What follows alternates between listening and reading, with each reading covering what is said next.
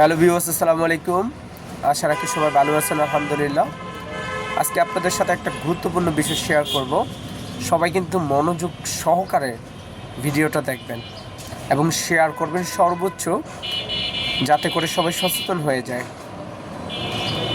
আমরা যে বাইরে স্ট্রিট ফুডের খাবার খাচ্ছি, আপনি জানেন এই খাবারগুলো কী দিয়ে তৈরি করে? জানি, তারপরও খাই।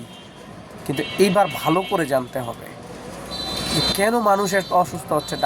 ঢাকা শহরের মানুষ, বিভিন্ন জেলার মানুষ, কেন তাদের এত রোগ তৈরি হচ্ছে? এগুলো শুধুমাত্র বাইরের খাবারগুলো খাওয়ার কারণেই হচ্ছে। প্রথমে আসি, সবচেয়ে জঘন্য খাবার কি? বেলপুরি, ফুচকা, হালিম। স্ট্রিট ফুডের টুকটাক অনেক কিছু আছে যেগুলা প্রতিদিন হাজারো হাজারো লক্ষ লক্ষ মানুষ খাচ্ছে, আর ভিতরে রোগে বাসা বাঁধছে। একটা সময় টাকা দিয়েও এই রোগ চিকিৎসা করে ঠিক হয় না, মারা যায়। তো যারা গরিব মানুষ, তাদের টাকা থাকে না, মারা গেলে আল্লাহর দোষ দেয়। আল্লাহ কিডনি নষ্ট করে ফেলছে, লিভার ধ্বংস করে ফেলছে, হ্যাঁ, আল্লাহ বাঁচায় রাখে নাই। আসলে আল্লাহর এখানে কোনো দোষ নাই, আল্লাহর দোষ দিয়ে কোনো লাভ নাই। আপনি অসচেতন ছিলেন, তাই আপনার শরীরে রোগ তৈরি হয়েছে। এখন থেকে সবাই সাবধান হয়ে যান, নিজেদের বাচ্চাদের দিকে একটু খেয়াল রাখেন। মহিলাদের কথা কী বলবো ভাই, মহিলারা তো কোয়ালিটি সম্পর্কে কোনো ধারণা রাখে না। কোনো প্রোডাক্ট ভালো প্রোডাক্ট তারা চেনে না, ঠিক আছে? তো তাদের যারা হাজব্যান্ড আছেন, যারা পুরুষ মানুষ আছেন, অ্যাটলিস্ট আপনারা তো বাইরে চলাফেরা করেন, প্রোডাক্ট সম্পর্কে আপনাদের অনেক ধারণা আছে, খাদ্য খাবার যে কোনো প্রোডাক্ট। তো আপনারা আপনাদের স্ত্রীদের সাথে ডিসকাস করবেন, বাচ্চাদের সাথে ডিসকাস করবেন কি একদম না পারলেই নয়। কিছু কিছু খাবার, কিছু কিছু প্রোডাক্ট, এগুলো আপনারা ব্যবহার করা থেকে বন্ধ করুন। মানে নকল প্রোডাক্ট যেগুলো বা নকল খাদ্য, ঠিক আছে? যেমন খাদ্যতে ভেজাল দিলে আপনি বুঝবেন কীভাবে? যেটা কম দামের খাবার অন্য অন্য জায়গায় 100 টাকা রাখতেছে, একটু ভালো মানের রেস্টুরেন্ট, সবাই যাচ্ছে খাচ্ছে ভালো মানের, 100 টাকা প্রাইস রাখছে। বার্গারের কথা বলেন, কিন্তু সেই বার্গারটা সেম পরিমাণ 50 টাকা রাস্তায় আপনি পাচ্ছেন। এটাই হচ্ছে আপনার ঝামেলা, এটার ভিতরে আপনার সমস্যা।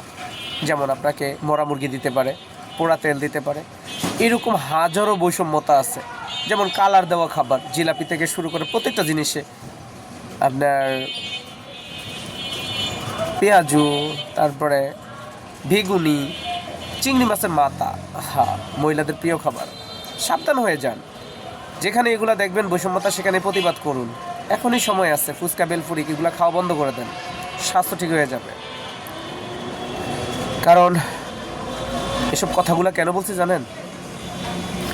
কারণ বাংলাদেশের সরকার আসে আর যায়, কেউ কিন্তু মানুষের স্বাস্থ্য নিয়ে চিন্তা করে না, ভবিষ্যৎ নিয়ে চিন্তা করে না, বা তাদের সময়ও নেই।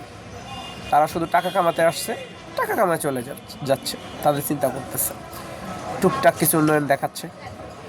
তো আমাদের নিজেদের দেশ নিয়ে নিজেদের ভাবতে হবে, নিজেদের দেশের মানুষের চিন্তা নিজেদের করতে হবে, নিজেদের স্বাস্থ্যের চিন্তা নিজেদের করতে হবে। আর বাংলাদেশটা এখন এমন একটা অবস্থায় আছে যে আপনি ভালো মন্দ মানে চিনবেন কি করে, এটাও উপায় মানে বের করা যাচ্ছে না। তবে একটা উপায় আছে, আপনাকে যদি কম টাকায় কেউ অনেক কিছু দিয়ে দেয় বা সস্তায় কোনো জিনিস সেল করে, তখন ওই জায়গাটায় সন্দেহ থাকবে, ঠিক আছে? অথবা আপনি বুঝতে পারবেন যে একটা ব্র্যান্ড কিনা বা একটা প্রতিষ্ঠান কিনা, বা সেই প্রতিষ্ঠানের সুনাম আছে কিনা, ঠিক আছে? যেখানে বেশি মানুষ যাচ্ছে, যেখানে কম টাকায় সেল হচ্ছে, সেখানে কখনো যাবেন না, কখনোই যাবেন না। তাহলে আপনি ধরা খাবেন, আর তখনই আপনার সমস্যা তৈরি হবে, ঠিক আছে? কারণ আশেপাশের যে মানুষগুলো আছে, তাদের কাছে যদি আপনি পরামর্শ নেন, যদি তারা আপনার থেকে বেশি শিক্ষিত থাকে, জ্ঞানী থাকে, তারা আপনাকে ভালো পরামর্শ দিতে পারবে, ভালো জায়গায় রিকমেন্ড করতে পারবে, যে কোনো বিষয় হোক, মেডিকেল সার্ভিস হোক, ব্যাংক বিলেস হোক, যে কোনো বিষয়।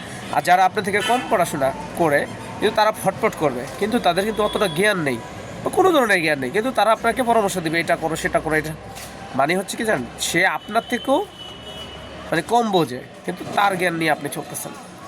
যার প্রতিটা মানুষের আলাদা একটা ব্রেন আছে, আলাদা একটা বিবেক আছে। তাই সবার নিজের বিবেক দিয়ে কাজ করুন, সবার বিবেকের কথা শুনে কাজ করুন, তাহলে সব কিছু ঠিক হয়ে যাবে। আপনি কখনো ঠকবেন না, কখনো আপনি প্রতারিত হবেন না। ধন্যবাদ সবাইকে।